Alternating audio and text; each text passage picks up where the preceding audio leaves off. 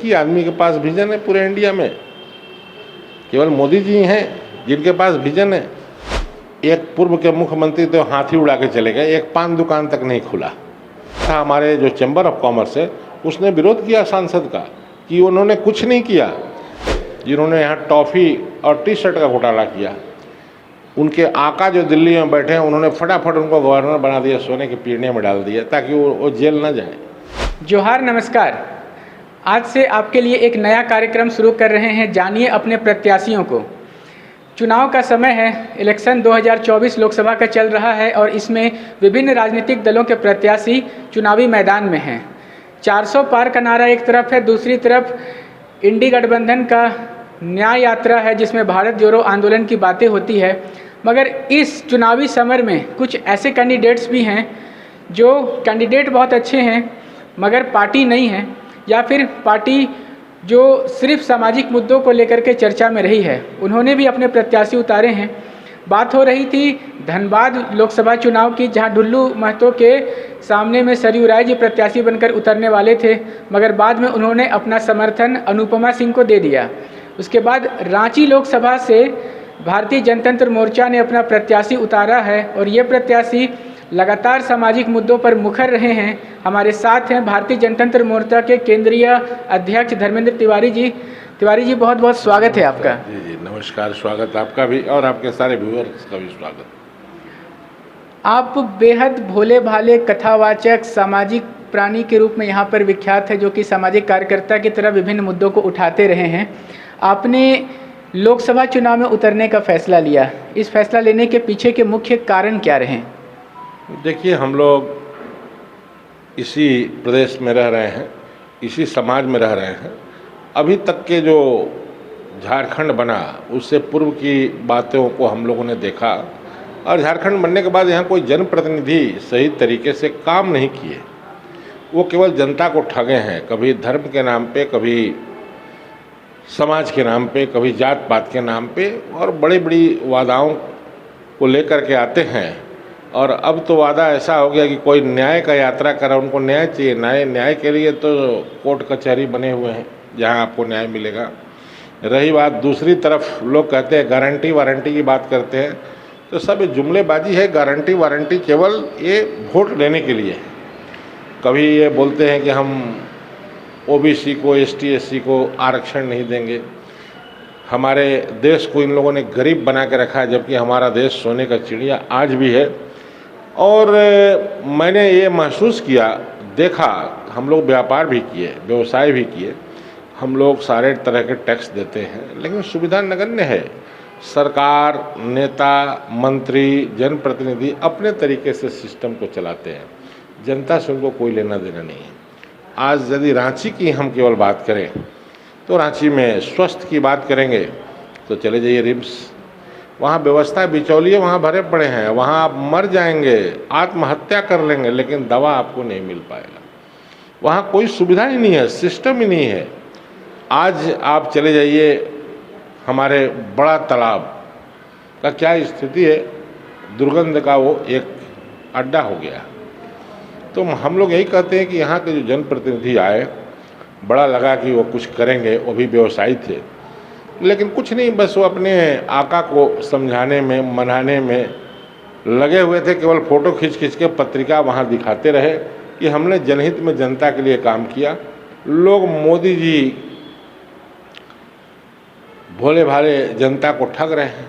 आज 80 करोड़ लोगों को राशन दे रहे हैं, 5 किलो राशन। अब तो वो भी कहने लगे कि हम फ्री में बिजली देंगे। तो ये फ्री वाला जो चक्कर है, ये समझ में नहीं आ रहा। बात करते हैं कि हमारा इतना ट्रिलियन अभी हमारी इकोनॉमी पहुंचेगी और हमारे यहाँ 80 करोड़ लोगों को राशन दिया जा रहा है।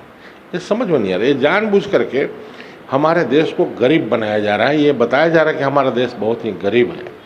और आप यहीं की बात कीजिए, हम व्यवसायियों से पूछते हैं, यहाँ के रोज़गार के लिए युवाओं को पूछते हैं। आज यहाँ दुकानें नहीं हैं, व्यवसायी नहीं होते, तो यहाँ के लोगों को रोज़गार नहीं मिलता। आज लड़कियाँ किसी फार्चून की दुकान में, किसी कपड़े की दुकान में बच्चियाँ काम कर रही हैं। लड़के जो है कहीं 10,000, 20,000, 15,000 रुपये की नौकरी कर रहे हैं। सरकारी नौकरी की तो बात आप छोड़ ही दीजिए कि क्या स्थिति है यहाँ सरकार की। जो पूर्व की सरकार थी उनका भी यही हाल था, अभी की जो सरकार है उसका भी वही हाल है। तो हम लोगों ने देखा कि यहाँ कुछ सुधरने वाला नहीं है। सुधारने के लिए अपना ही लोग सुधारने में लग जाते हैं। हमारा झारखंड इतना उन्नत प्रदेश होता है, यहाँ सब कुछ भरा पड़ा है। हम अमीरी के उस पादान पर हैं कि आप सोच नहीं सकते हैं। आज हम लोगों को मालूम होता है कि यहाँ के लोग बालू बेच दे रहे हैं, यहाँ के लोग पत्थर बेच दे रहे हैं, यहाँ के कोयले को बेच दे रहे हैं, मतलब यहाँ की जो भी संपदा उसको बेच दे रहे हैं। बिचौलिए जो है ना वो हावी हैं सरकार पर, सरकारी तंत्र पर। यहाँ तक कि हमें जानकारी मिली है कि टेंडर भी जो होते हैं वो 50% में बहुत सारे टेंडर सेट हो जाते हैं।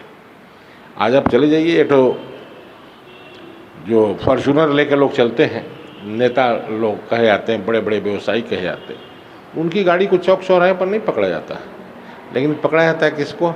जो ऑल्टो वाले हैं उनको पकड़ा जाता है, मोटरसाइकिल वाले हैं, गरीब हैं बेचारे, दिन भर वो काम करके लौट रहे हैं, उनको पकड़ा जाता है, उनको हरास किया जाता है। किसी भी चौक चौराहे पर किसी फॉर्चूनर को, इनोवा को आप देख लीजिएगा तो आप मेरे से बात कीजिएगा। तो जनमानस यहाँ त्रस्त है। आप एजुकेशन की बात करें, यहाँ के मंत्री नहीं है, राज्य मंत्री नहीं है अन्नपूर्णा देवी, लेकिन कुछ नहीं, केवल फोटो खिंचाती रही। जनता हमारी भोली भाली है कि दो धाराएं अभी चल रही हैं, एक हिंदू की पार्टी हो गई, एक मुस्लिम की पार्टी हो गई। हमारी जो पार्टी है ये सर्वहित, सबका मंगल हो, सबका भला हो और सभी धर्म एक समान सोच करके हम सबों को कार्य करना होगा। हम मिलजुल कर यदि कार्य नहीं करेंगे तो हम विखंडित हो जाएंगे। बिल्कुल, ये तो सामाजिक और राजनीतिक स्थिति है अपने देश की। अब हम बात करेंगे कि जब ग्रामीण क्षेत्र में जाते हैं तो वहाँ लोग जानना चाहते हैं कि धर्मेंद्र तिवारी हैं कौन, उन्हें अपना वोट हम क्यों देंगे। तो आज जानना चाहेंगे आपका संक्षिप्त में परिचय और साथ ही साथ रांची लोकसभा क्षेत्र के लिए आपकी क्या कुछ योजनाएं हैं, किन मुद्दों पर आप काम करना चाहेंगे। अगर आप जीत जाते हैं तो रांची का विकास कैसे करेंगे? देखिए, रांची का विकास तो सबसे बड़ा है। एक पूर्व के मुख्यमंत्री तो हाथी उड़ा के चले गए, एक पान दुकान तक नहीं खुला, करोड़ों रुपए उन्होंने लूटे। आज हमारे बगल में HEC है, इतनी बड़ी कंपनी है, आज उसके लोग भुखमरी की कगार पर है, उनको वेतन नहीं मिल रहा। अभी हमने पढ़ा था, हमारे जो चैम्बर ऑफ कॉमर्स है उसने विरोध किया सांसद का कि उन्होंने कुछ नहीं किया। तो पहले तो यहाँ की इंडस्ट्री इंफ्रास्ट्रक्चर है, हमको डेवलप करना होगा। यहाँ जो लूट है ज़मीनों की उसको व्यवस्थित करके देना होगा लोगों को, तभी वहाँ डेवलपमेंट हो पाएंगे। अन्यथा क्या है, सरकारी ज़मीन को भी लोग बेच दे रहे हैं, जनता की ज़मीन को भी लोग बेच दे रहे हैं। उसी केस में हमारे मुख्यमंत्री पर कानूनी कार्रवाई हो गई, वो जेल चले गए। एक सज्जन थे जिन्होंने यहाँ टॉफ़ी और टी-शर्ट का घोटाला किया, उनके आका जो दिल्ली में बैठे हैं उन्होंने फटाफट उनको गवर्नर बना दिया, सोने के पीढ़े में डाल दिया ताकि वो जेल ना जाए। तो ये जनता सब जानती है, लेकिन सोचती है कि हमको क्या मतलब है। नहीं, मतलब करना होगा। हम लोग जिस तरह से आज आए हैं, रांची के डेवलपमेंट के बारे में सोच रहे हैं, ये कदम तो हम लोग बढ़ाएं। हाँ, जनता ही हमारे लिए वोट करेगी, जनता ही हमें सपोर्ट करेगी, जनता ही हमें धन यानी कि नोट देगी, जनता ही हमारी कार्यकर्ता है, जनता के लिए हम खड़े हैं। जनता के बीच में जो डिसाइड करना होगा जनता को करना होगा। मैं धर्मेंद्र तिवारी बस इतना ही जानता हूँ कि ये जीवन मिला है, इसमें कुछ करके जाना, अच्छा करके जाना है। हम लोगों ने मेहनत किया, व्यवसाय किया, खाने पीने की व्यवस्था हमारे पास है। हमें उन नेताओं जैसा लूट करके अपना घर नहीं भरना है कि जो नेता आज लग करके भर रहे हैं कि 50% कमीशन जो है लोग ले रहे हैं, किस पर? टेंडर पर। तो ऐसे हालात हैं तो डेवलपमेंट कहाँ से होगा? कोई संविदा पर काम कर रहा है, यहाँ पर जो संविदा पर बरसों से काम कर रहे हैं उनको अस्थायीकरण नहीं किया गया। पारा शिक्षक रोड पर हैं, क्या वो पढ़ाएंगे? क्या हमारे यहाँ का एजुकेशन सिस्टम होगा? सरकारें चाहती हैं, यहाँ के जनप्रतिनिधि चाहते हैं यहाँ के लोग पढ़े लिखे नहीं, और वो इसी तरह बहला के फुसला के राज्य करते रहे। लोग कहते हैं क्या शराब घोटाला, नियुक्ति घोटाला तो अलग है, शराब महंगी दामों पर यहाँ बिक्री होती है, जहरीली शराब भी यहाँ बिक्री होती है। अरे शराब यदि बेचना ही चाहते हैं, आप राजस्व कमाना चाहते हैं, तो बहुत सारे अलग अलग कार्य हैं जिससे आप राजस्व बहुत प्राप्त कर सकते हैं। लोगों के जीवन को बर्बाद करके राजस्व प्राप्त न करें, जनहित में कार्य करें।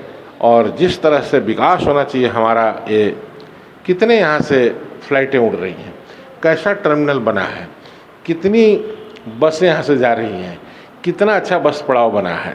ट्रक वालों की क्या स्थिति है, छोटे छोटे गाड़ी की क्या स्थिति है। आज दिन भर में पुलिस का एक टेम्पू वाला 5 डंडा खाता है, वो दिन भर कमाता अपने परिवार के लिए। यही है रांची, यही है रांची का सीन, यही है रांची के जनप्रतिनिधि। किसी रोज आपने देखा कि उन्होंने टेम्पू वालों के लिए आंदोलन किया, टुक टुक वालों के लिए आंदोलन किया, जाम के लिए आंदोलन किया। इतनी पैसा ली जा रही है स्टेशनों में और एयरपोर्ट पर, उसके लिए आंदोलन किया, कभी आपने नहीं सुना होगा। तो हमें जनप्रतिनिधि इस तरह का चाहिए जो जनता के साथ खड़ा होकर छोटी छोटी चीज़ों को आत्मसात करे। उनको मालूम है क्या हमारे जनप्रतिनिधि को, यहाँ जो श्रम विभाग है, यहाँ श्रमिकों का निबंधन कर रहा था, उसमें 800 लोग लगे हुए थे निबंधन में, 10 रुपया मिलता था, उनको भी किनारे कर दिया साल भर से। और क्या किया, ये 8 लाख लोग निबंधित थे, सबको निरस्त कर दिया, ख़त्म कर दिया। वो कहता है हम नए सिरे से करेंगे। यानी वो लोग मर गए क्या, वो लोग तो जिंदा हैं। तो सरकार क्या सोच रही है, जनप्रतिनिधि क्या करना चाहते हैं। इतने विधायक हैं अलग अलग सेक्टर में, हमारे पार्षद भी हैं, लेकिन किसी ने आवाज़ उठाया इस पर, नहीं आवाज़ उठाया। तो इन सब चीज़ों को देखते हुए मैं भी राजनीति में आया हूँ। तो मैंने देखा, इन पीड़ाओं को महसूस किया, तो मैंने देखा कि जीवन का जो भी समय अब बचा है वो जनहित में जनता के कार्य के लिए लगाना है। और परमात्मा ने ऐसी व्यवस्था की है कि हम लोगों को खाने पीने का 2 वक्त का रोटी का दिक्कत नहीं, अपने मेहनत से हम कमाएंगे, आगे बढ़ेंगे। लेकिन जिनको संरक्षण नहीं मिल पा रहा है, जिनको जो उनका हक है वो नहीं मिल पा रहा है, जो सुविधा उनको नहीं मिल पा रहा है, चाहे वो व्यवसायी वर्ग के लोग हों, मजदूर वर्ग के लोग हों, किसान हों या कोई भी हो, तो हमारे लोकसभा क्षेत्र में सभी को लाभ 100% मिलेगा। यदि हम तबीयत से लोगों के समूह बना करके हम चलेंगे तो लोगों को लाभ मिलना ही मिलना है। कितना ही भ्रष्ट से भ्रष्ट पदाधिकारी हो, उसको झुकना पड़ेगा। आज हमारे भ्रष्ट पदाधिकारी फंसते हैं, जाते हैं जेलों में, 2-4 महीने में उनकी बेल हो जाती है। क्या होगा, वो एक सिंडिकेट है, सिस्टम है। हमारे कानून व्यवस्था में भी सुधार होना चाहिए। हमारे कानून के बड़े बड़े लोग बैठे हुए, अभी तो हल्ला चल रहा है बहुत जोर की, संविधान में परिवर्तन होने वाला है, संविधान खतरे में है। कभी लोग बोलते हैं राष्ट्र खतरे में है, कभी लोग पार्टियां करती है कि हम न्याय यात्रा, किस चीज़ का न्याय यात्रा, अन्याय करके आप रखे हैं तो न्याय यात्रा क्या निकालेंगे। तो परिवारवाद, वंशवाद और जिस तरीके से पार्टियां ऐसे ऐसे लोगों को ला रही है जिनके पास कोई विजन नहीं है, बस एक ही आदमी के पास विजन है पूरे इंडिया में, केवल मोदी जी हैं जिनके पास विजन है। विजन सभी के पास है, सबका साथ लेकर हम चलेंगे तभी हम आगे बढ़ पाएंगे। यहाँ के व्यवसायी त्रस्त हैं, यहाँ के उद्योग धंधे ख़त्म हैं, लोगों के पास काम नहीं है तो लोग परेशान हैं। इसलिए मैं चाहूँगा कि मतदाता यदि हमें सपोर्ट करते हैं, हमें सहयोग करते हैं और हमें विजयी बनाते हैं, तो मैं समझता हूँ कि बड़े से बड़े कार्य उनके जो हैं वो दिखावे के नहीं होंगे, हम उनके साथ कदम से कदम मिलाकर चलेंगे। भय, भूख, भ्रष्टाचार, ये कोई भी सत्ता में सरकार हो मगर ये बना रहता है, कभी बढ़ जाता है, कभी घटता है। रांची राजधानी है झारखंड की, तो इसके लिए आपके दिमाग में कोई ब्लूप्रिंट है, कोई विशेष कार्य जो सांसद बनने के बाद आप सबसे पहले करना चाहेंगे? यहाँ ये सबसे पहले करना चाहेंगे, युवाओं को स्ट्रीम लाइन में लाना होगा। ये कौशल विकास की बातें सरकार कर रही थी, कौशल विकास से बहुत बड़ा घपला हुआ, ख़त्म हो गया कौशल विकास। युवाओं को एक सही दिशा देना होगा, एजुकेशन सिस्टम को सही करना पड़ेगा और यहाँ काम की उपज करनी होगी, यानी उद्योग धंधे लगाने होंगे।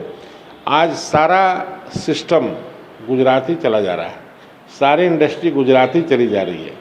यहाँ बंजर भूमि है, वन की भूमि है, कुछ नहीं। तो हम तो यही कोशिश करेंगे कि यदि 20-25% यदि हम लोग हरियाली ही यहाँ डेवलप कर दें तो पर्यटन का जो है ना स्कोप और बढ़ जाएगा। पर्यटन पर किसी ने काम ही नहीं किया है। हम बात करते हैं जल, जंगल, ज़मीन की, इतनी बड़ी बड़ी यहाँ पर धरोहरें हैं लेकिन किसी का ध्यान नहीं है। आज हमारे यहाँ भी हैं बाबा बैजनाथ देवघर में, लेकिन देवघर में क्या डेवलपमेंट है अभी? उस तरह का डेवलपमेंट नहीं है जिस तरह का डेवलपमेंट होना चाहिए।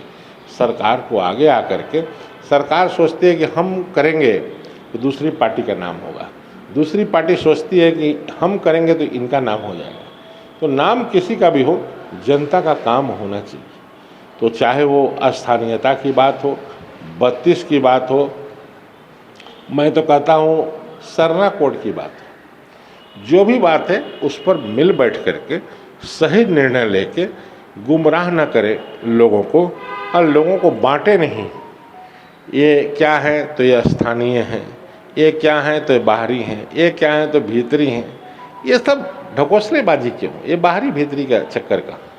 सभी लोग समान रूप से जहाँ रह रहे हैं वहाँ रहें, परिवार की तरह रहें और आपसी भाईचारा का डेवलपमेंट हो। यहाँ पर अलग अलग तरीके के इंडस्ट्री आएँ।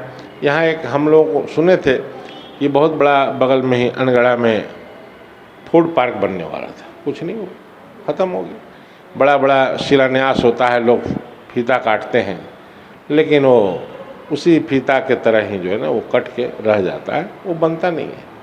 तो मैं तो यही कहूँगा कि यहाँ के व्यवसायी और यहाँ की जनता, यहाँ की बहनें कोई सुरक्षित नहीं है। सभी के लिए, सबों को लेकर के एक साथ मिल कर के हम लोग चलेंगे और एक बदलाव की तरफ, परिवर्तन की तरफ हम लोग एक कदम बढ़ाएं।